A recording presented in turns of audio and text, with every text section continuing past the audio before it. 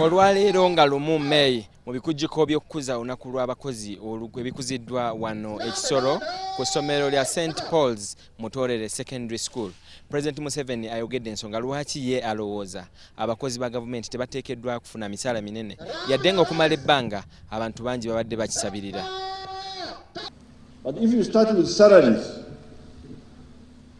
and you don't build the road and the salaries are monthly, once you start, you don't stop. I don't know whether that would be a correct strategy. That means we shall have highly paid public servants,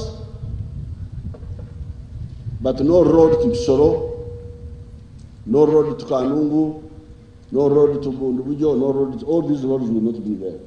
Enkya ya leero twayogeddeko ne minisita akola ku nsonga z'abakozi Wilson Mululi Mukasa. N'atutegeeza nti bakyali mu nteeseganya n'okulaba obanga banaasobola okulaba nga batondawo ebitongole ebirala n'okubikkiriza bikwate akasiimo k'abakozi ke balikozesa mu biseera byabwe eby'omu maaso. Kiba kitegeeza nti ekitongole kya National Social Security Fund oba NSSF kijja kuba nga tekikyakola omulimu ogwo kyokka. Pulezidenti Museveni n'ensonga eno nayo agyogeddeko. On the issue of privatizing NSSF, I have never been convinced. I always hear stories, but me, I concentrate on what I'm convinced about.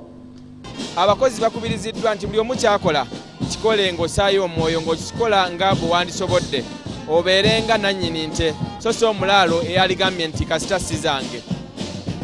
Wisdom Kiyonga, NTV ku St Paul's Secondary School Mutorere, Kisoro.